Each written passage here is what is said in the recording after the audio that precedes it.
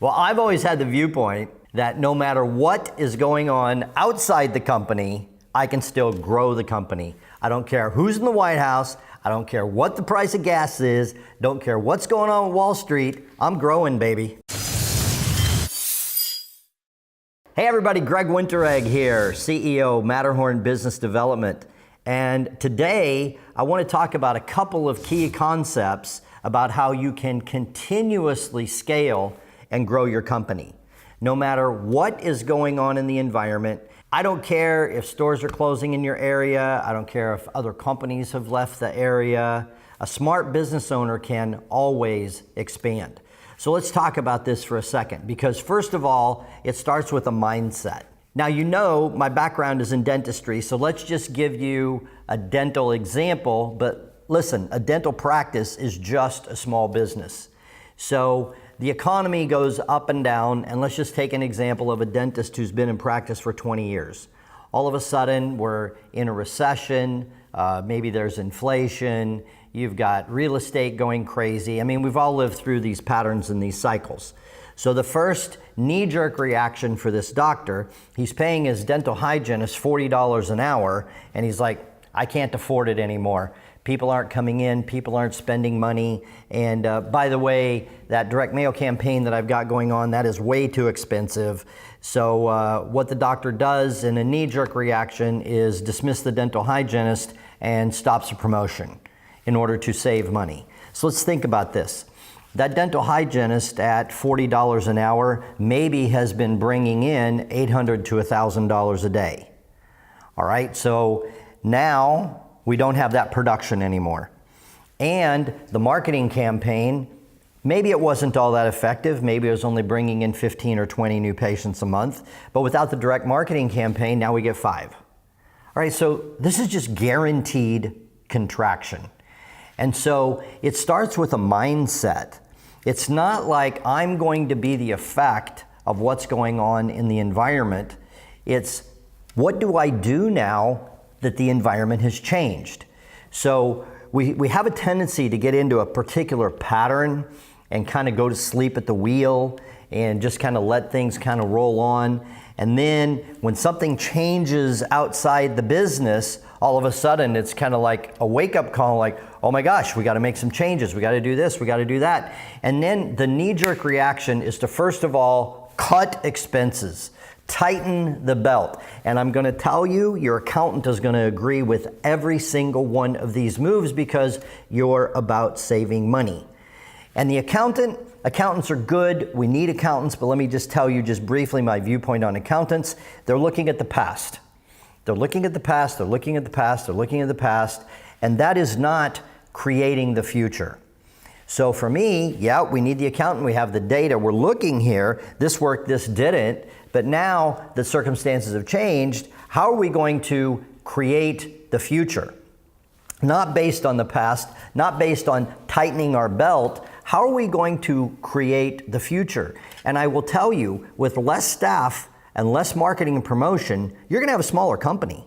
I mean, there's fewer people to hand out the product or the service. You're contracting. You're going to have a smaller company. There's no advertising. You're contracting. You're going to have fewer new customers. So the thing to do now is pivot and find out what people are needing. What is the problem that your company is going to help them solve? How can you now take advantage? Because I'm telling you, all your competition is doing the same thing as you are during tough times. They're tightening their belt, they're firing staff. You can probably pick up some really good staff for a lot less money during these moments in time when things aren't going well. So it's very important to have the right mindset.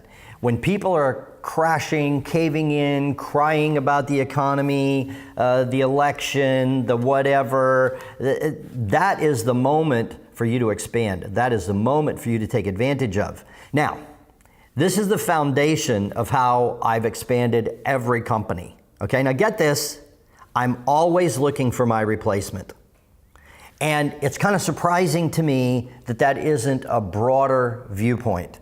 I've seen many businesses where you have this particular owner and this particular owner is the best sales representative. Well, I hope so. It's his company. But if this particular owner is the only sales representative, Houston, we have a problem. So whenever I'm doing any activity, I'm always looking for my replacement. Who is the person that I meet? Who is the person that I have on my staff right now that I can begin to apprentice, that I can begin to train? It might take 6 months, it might take a year, it might take 2 years, but who am I looking to replace me doing this particular job, so then I can move into another area of the company and put my vision and my talents and my expertise, my energy into another part of the company. And then when I'm over here, all right, now I'm looking for my replacement over here, and then I turn that over to them, and then I'm on to this. So it's a couple of key points here on continuous expansion. First of all, you cannot agree that whatever is going on outside of your company has anything to do with your company. Naturally, you're going to have to change strategies, you're going to have to promote differently, you may even have to tweak the product or the service to make it a little bit more agreeable with the current times. I don't know, you may even have to, if times are tough and people aren't spending money, make a lesser version. I mean, my goodness, General Motors makes Cadillac. We know Cadillac is a good automobile. General Motors also makes Chevrolet. And we know that Chevrolet is a lesser model than the Cadillac. So when you close the door on a Cadillac, it sounds a lot different than when you close the door on a Chevrolet. Well, I hope so, because you're spending tens, maybe $20,000 more on the Cadillac than you are a Chevrolet. But you know what? These vehicles are made on the same frame. The same steel frame makes that vehicle. So the Chevrolet is just a less expensive model. And obviously, Chevrolet makes a great truck. They're known for great trucks. They win awards for their trucks. All right, so we know that they make a fine automobile, but it's not a Cadillac. So maybe the point here is during a tough time, you're gonna have to go after a little bit different segment of the market. You may have to cut your prices down a little bit, but don't cut your profit. You've heard me talk about that before. So if you're gonna cut your prices down, then you're gonna scale some part of that product or service down. First of all, right here, you have to disagree that anything going on outside the company has anything to do with today's production. We've got to get smarter. Now, I talked about how I'm always looking for my replacement. So let me stick with this example where I turn a particular area of the company over to this person. And let's let that go on for 6 months, 12 months, 2 years. Let me tell you, this person right now knows that part of the company better than I do. So when the going gets tough and it's time to create a new strategy, I'm going to go to the person that replaced me in the area. What's happening right now? What are the customer buying? What do they want? Where do we need to go with your department? If this was your company, what would be the strategy? And then I listen. Because it's my job to be outside the company as the CEO, looking forward, creating a vision, and the day-to-day operation I've turned over to someone who I trust, somebody I personally trained. Over here in this area, same scenario. So I call my best people together when the going gets tough, and we start looking for opportunities. Fortunes were made during the Great Depression. Just go online and look it up. There was opportunity that wise business owners took advantage of.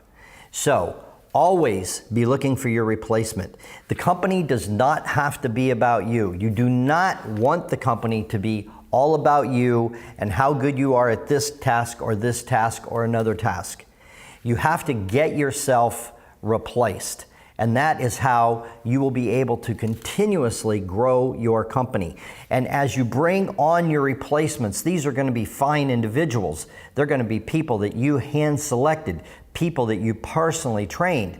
So when the going gets tough, it's too easy. You just pull them all together and you have a new strategic plan. You just decide a new direction that you're going to go, an opportunity that is now opened up that was never there before. Because I'm here to tell you, you can always grow your company. Now, I'm fine if it gets to a particular point, you're tired and you say, stick a fork in me, I'm done. If that's your purpose and that's your mission in that particular business, okay, I'll go with that. I highly caution against that. I don't think that's a wise business move. I talked to an orthodontist once who had sold his practice, put all of his money into the market. It was 1998, 1999, and then the crash came. There was Y2K, all of that, the tech bubble burst. At age 68, he's looking to start another dental practice. And I'm like, did you ever think about bringing an associate in and just kind of letting the associate work a little bit instead of selling the practice? And it never crossed his mind.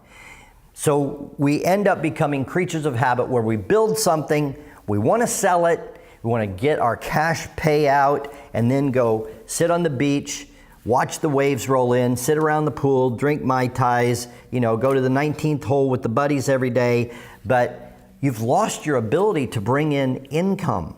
So I believe the only true way to survive is to continuously grow, continuously expand, have the mindset that I don't care what's going on in the economy, always be looking for your replacement, and you will continuously expand. No matter what is going on, you're going to have awesome people working for you. They're aligned and they're fired up about your vision that you continuously create. So that's my view on business. I hope this has helped you.